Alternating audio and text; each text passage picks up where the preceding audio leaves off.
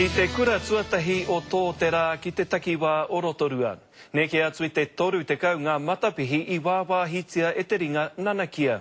He mahi e whakahengia ana i ngā kaitiaki o taua kura. I maua ke tētahi o rātau Iahine Rangi Goodman.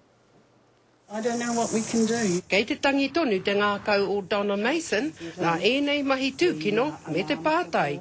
He aha te tūmomo tangata, ka huri ki ēnei mahi taureka-reka. It now takes things from our children because we have to find a way of fixing it. Aha kua kāre anō kia tau ngā wāriu utu mo te whakamahi i ēnei wini.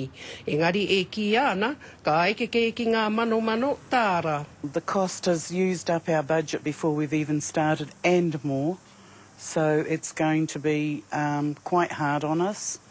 Ko te manako nui i aia nei kia oti ngā mahi, I mua atu hoki o te hokinga mai o ngā tamariki mo te tau hau. Well, the pupils would be so upset to see this, the pupils.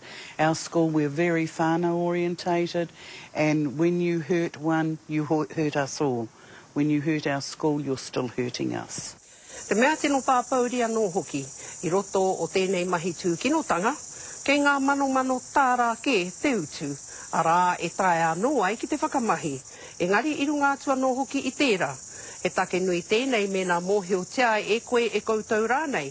Nā wai tēnei mahi mō rika, tere tonu ki te whakātu atu ki te ture. They're out there, they know who they are that did this. I would like them to come up and front up to our school. He tau hau he raru nui, au e, tau kuri e. Ko Hine Rangi Goodman, mō te karere.